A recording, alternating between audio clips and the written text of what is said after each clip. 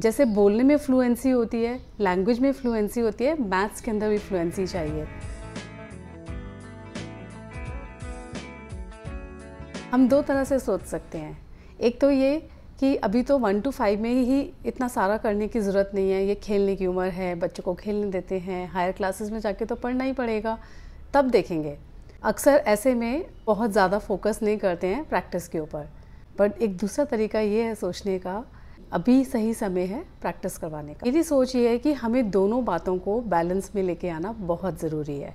मैंने ऐसा देखा है बहुत बार कि जब सीनियर क्लासेस में स्टूडेंट्स आते हैं, क्योंकि उन्होंने प्राइमरी क्लासेस में बहुत प्रैक्टिस नहीं की होती, तो उनके जो बेसिक फंडामेंटल्स हैं वो सही नहीं होते, जिसके कारण वो सीनियर क्लासेस में आके मैथ्स को लेके बहुत फियरफुल हो जाते हैं एंड एक इमोशनल स्ट्रेस उनके अंदर बिल्टअप होने लगता है। पेरेंट्स की तरफ से भी बहुत प्रेशर होता है, टीचर्स की तरफ से बहुत प्रेशर होता है।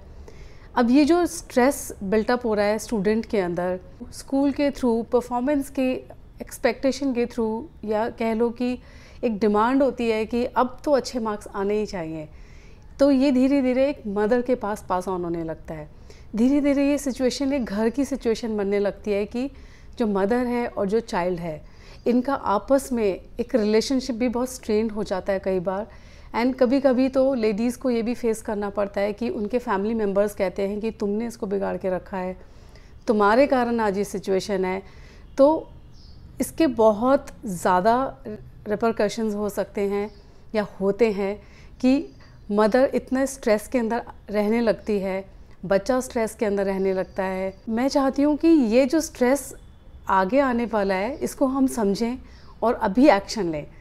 तो प्राइमरी क्लासेस में बच्चों को कितना पढ़ना ज़रूरी है, ये जानने का सबसे तरीका अच्छा ये है कि जो सिलेबस बनाया गया है वो बहुत थॉटफुली बनाया गया है। उसको जो आज करवाना है वो आज ही करवाएं एंड प्रैक्टिस इतनी करवाएं कि फंडामेंटल्स एकदम क्लियर हो जाएं, फ्लुएंसी आ जाए। जैसे बोलने में फ्लुएंसी होती है, लैंग्वेज में फ्लुएंसी होती है, मैथ्स के अंदर भी फ्लुएंसी चाहिए। तो हम ये नहीं सोचें कि रोज़ रोज़ पढ़ने की क्या ज़रूरत है, खेलने का टाइम कम हो जाता है। खेलने का टाइम कम नहीं हो रहा है, बच्चों के पास तो बहुत एनर्जी है। अब हम उन्हें इतना पढ़ने के लिए बोल ही नहीं रहे हैं, तो हो क्या रहा है, वो इस टाइम को स्क्रीन टाइम में कन्वर्ट कर रहे हैं। तो हमें उनकी एनर्जी को चैनलाइज करना है। तो उनको नेगेटिव एक्टिविटीज़ से बचाने का ये बहुत अच्छा तरीका है। दूसरी बात, हमें ये भी समझना होगा कि इसको एक स्टडी टाइम ना बना के इसको हम एक प्ले टाइम जैसे ही ट्रीटमेंट दें। It should be like a challenge to the brain, a mild and a very lovely challenge to the brain. Mathematics है ही क्या, सिर्फ थिंकिंग स्किल्स ही तो हैं।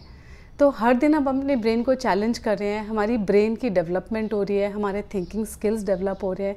हमें अपना नज़रिया बदल के कि ये पढ़ाई है, ये बोझ है, इसमें मेहनत लगती है, इससे शिफ्ट करके इसको डेवलपमेंट के जैसे देखना होगा। जैसे हम सोचेंगे वैसे ही हमारे बच्चे देखने लगेंगे। अगर आपको कोई भी प्रॉब्लम आती है, आप उस कॉन्सेप्ट को ठीक से समझा नहीं पा रहे हैं, या आप हो सकता है आप खुद ही भूल चुके हैं, तो आप reach out to me, I will help you. हमारा ब्रॉडकास्ट चैनल है, वहाँ पे आप अपनी क्वेरीज डालिए, I will help you out. Believe me, I am there to help you out. मैं तो ये तक चाहती हूँ कि आप अपने बच्चों को ट्यूशन बिल्कुल नहीं भेजें। ट्यूशन नहीं भेजेंगे तो प्ले टाइम तो खुद ही निकल आएगा। आप सोचिए, स्कूल से आया, तैयार हुआ, खाना खाकर तैयार हुआ, फिर एक एक्टिविटी में चला गया, वहाँ से आया ट्यूशन चला गया, वहाँ से आया कुछ और करने लगा। तो अनऑर्गेनाइज फ्री प्ले टाइम तो हमने दिया ही नहीं। और फिर हमने सबसे पहले उस प्ले टाइम को अचीव करने के लिए क्या कट किया, उसका स्टडी टाइम यानी कि प्रैक्टिस टाइम, वो नहीं करना है। हमें ये भी समझना चाहिए कि जो स्टूडेंट्स फेज़ होता है उसकी रिस्पॉन्सिबिलिटी इज़ स्टडिंग। अगर हमने बच्चों को रिस्पॉन्सिबिलिटी नहीं समझाई उनकी, यानी कि उनको अपनी ही फेज़ की, हर लाइफ के अलग अलग स्टेजेस की अलग अलग जिम्मेवारियाँ होती हैं, तो स्टूडेंट फेज़ में उसकी जिम्मेवारी पढ़ना है। अगर उसको ये जिम्मेवारी से ही दूर रखा तो उसमें एक रिस्पॉन्सिबल पर्सन बनने का एटीट्यूड मिस आउट होने लगेगा। It's all about attitude, it's all about perspective, how you look at study time and how you feel about it. So dear parents, आज से प्रैक्टिस के ऊपर फोकस करें। न्यू सेशन शुरू हो चुका है, अभी भी कोई देर नहीं हुई है।